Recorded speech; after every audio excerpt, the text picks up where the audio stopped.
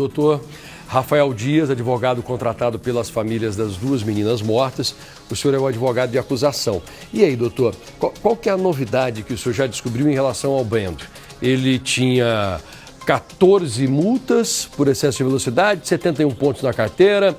A polícia também descobriu que ele tinha um carro mexido, adaptado para velocidade. Isso. E tudo isso leva a entender que ele realmente praticava racha. Isso vai ser levado em consideração na hora do julgamento. Exatamente. Não necessariamente as 14 multas são por excesso, né? Verificamos as 14 multas e temos 4 penalidades gravíssimas, que é ou por excesso ou por atravessar o farol vermelho. Então não necessariamente são por excesso, mas todas as multas somam 71 pontos. E isso também deve ser levado em consideração porque a vida pregressa do rapaz mostra que ele tem costume de não respeitar as leis de trânsito e talvez, inclusive, participar de outros rachas, principalmente pelo fato do veículo dele ser modificado para ter mais potência do motor, conforme comprovado na audiência de custódia. O senhor já leu o depoimento dele? Eu ainda não li, eu tive acesso ontem, eu consegui acesso ontem à noite aos autos, mas na correria, atendendo a imprensa toda, eu não consegui abrir o depoimento dele, mas a gente consegue, durante o programa, abrir aqui e pegar o depoimento dele, sim. Perfeito, eu gostaria que o senhor fizesse isso. Sim. Nós vamos mostrar então o depoimento do Brendo. O advogado que está aqui com a gente já está se comprometendo a puxar esse depoimento. Enquanto isso não acontece, só para você que está chegando agora, né, para você entender que nós vamos colocar o depoimento do Brendo aqui. Mas enquanto o senhor não puxa esse depoimento para nós colocarmos no ar, me diz uma coisa.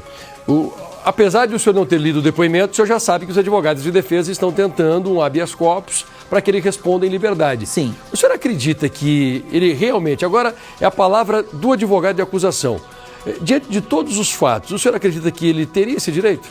Acredito que não. Se eu sou o desembargador que vou apreciar esse habeas corpus, eu nego. Porque não foi um delito de trânsito comum. Por exemplo, eu não estou dirigindo, aí de repente eu me distraio com o celular, eu me distraio por algum motivo, estou na velocidade da via, não bebi e foi efetivamente uma fatalidade. Nesse caso não foi. Ele ele assumiu o risco, né? Ele assumiu o dolo eventual para cometer esse crime, né? Ele assumiu o risco desse resultado. Então, eu não acredito que esse habeas corpus vai ter alguma efetividade para ele. Provavelmente vai ser negada a ordem. Lombardi? Olha, doutor, o que a gente mostra, nós mostramos na imagem, a conversa delas é tão bacana. Sim. Elas estão na calçada conversando, uma conversa maravilhosa, gostosa entre duas amigas. E aí depois uma delas olha para a esquerda para ver o que vem, elas veem um carro, olha. Isso aqui, ó. Uhum. Aí elas veem um carro passando, aí passam por um carro e aí elas atravessam. Isso. Porque elas observaram, se elas olharam para ver depois que o carro atravessou, então o outro carro realmente vinha numa velocidade excessiva. Em alta velocidade. E quando eu fiz a pergunta ao senhor a respeito do sinal vermelho ali de pedestres, mas o do lado de cá, que tem uma outra imagem, tá amarelo do lado de cá. Exatamente. Inclusive a polícia informa que o farol tá amarelo.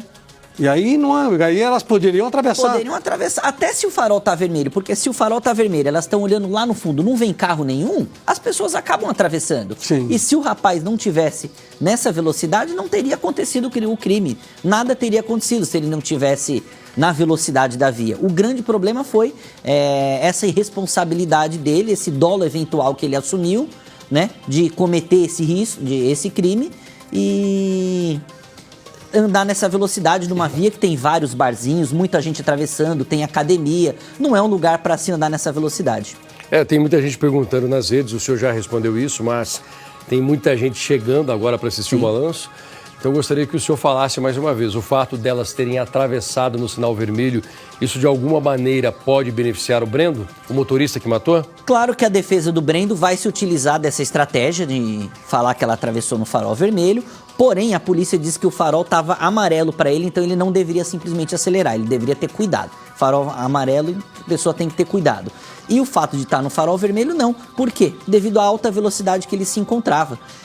Se ele está numa velocidade normal, isso não teria acontecido. E quando as meninas olharam, mesmo com o farol vermelho e atravessaram, elas não viram o carro do Brendo. E isso aconteceu pela alta velocidade que ele chegou. Olha, o doutor Rafael Dias disse que vai conseguir o depoimento do Brendo. Eu vou pedir então para que o senhor tente conseguir para a gente.